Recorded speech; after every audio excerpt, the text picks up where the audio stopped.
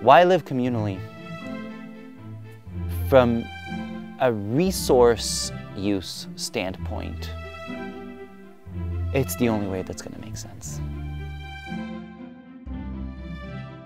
Human beings have had a lot of linear thinking since the time of Descartes. It's just recently that our systems of social organization and economic organization have had to look at the way that we're ecologically organized as a fundamental map of what we're doing. How can you have a full and passionate life where you feel fulfilled by what you're doing on a day-to-day basis and not just waiting for a moment to pass? People are used to understanding the environmental impact arguments, but this is only part of it. So we're trying to live sustainably, but part of that is how we work. Work is such a big part of our lives, so we want work to be really good for us, to be using our gifts and to help us connect with our community. It's not just a way to make money. On this property, there exist a number of businesses already that are really focused on connecting people to land, connecting people to animals, connecting people to plants. In the food they eat, the clothing they wear, trying to source relationships for the production of those items within a regional area. So I started exploring the past of this property and learned that there had been a vineyard here from 1924, but I never really dreamed that I would have access to a piece of land to actually be able to grow grapes. Just the idea that, wow, I could actually have a vineyard here and create something beautiful. Yeah, it's just that moment of realization that something like this could actually happen here and being done in an organic, sustainable way. To me, it's sort of a fulfillment of a lifetime.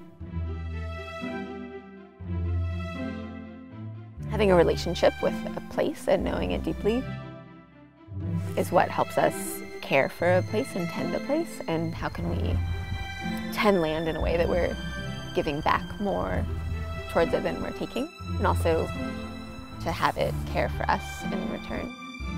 I like farming at Green Valley Village because I'm farming in context of this bigger thing.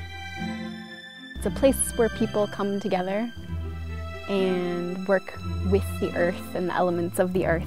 The sun, soil, air, water. Bring them all together into this thing that we use and gives life to our body. Right now, we're still caught in a place of not knowing how to manage these things. A lot of these things know how to manage each other. The strongest, healthiest foundation of a house that's not going to decay over time. In fact, it's going to get stronger. What kind of wood could that be? Because everything else just rots in the water and in the sun. Well, a living thing gets stronger with sun and water, and nothing else that we can make out of wood ever gets stronger with sun and water. It only decays. So what does it mean to create a living culture? Or that all these things that normally would erode it, in fact, would make it stronger.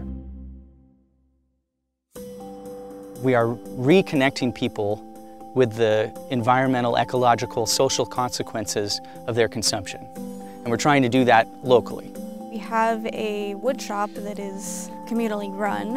It means I can afford to use all of those tools. Some of them I've bought, some of them other people buy, and we can all share the tools. And that's a really unique aspect of doing a business in a community. My project specifically is working with grazing sheep and vineyards.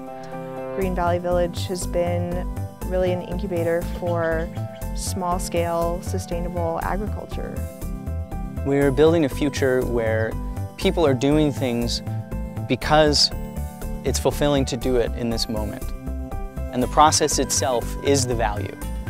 I'm offering a program through Earth Path Education. It's called Growing Goddess, and it's for young girls. It's a rite of passage. I want to use the land as appropriately as possible, but also try to use the land more completely. We can take all the sun that's beating down on us and heating up this place, turn it to electricity, turn it into hot water, use the hot water to wash wool, use that to grow tilapia here. We can heat up our greenhouses, can get used to heat up homes. We can have hot springs cascading from the forest coming down, cleaning the water even further. We could do all these things with all the resources that are currently here. So if we draw a map of the future, it's a hub of activity. It's the main area where the Institute is also a place where commercial activity happens, is also a place where public events happen. And so in that sense, it's kind of like our educational town square, a place where our wider community can come learn with us and exchange ideas. It'll be a place where the production of local things, both on the property and just within the region, are showcased. It's a place where they can come and have coffee and talk to researchers who are living on the property, studying the natural processes, the ecosystems, the farming practices, the animal husbandry practices. It'll be a place where children come and they get to experience living systems exploratorium and learn about the natural processes of both the earth, the living things upon it, and how we're relating to them. Part of our goal is to help land-based businesses thrive. Exactly what it looks like, I don't know, but I'm just fascinated by what we're about to discover if you let things evolve. We don't want to simply look negatively at the future as something with unexpected things happening that we have to be ready for. It's more that when we look at the future, it's built better if we have some local resilience that we're resting upon.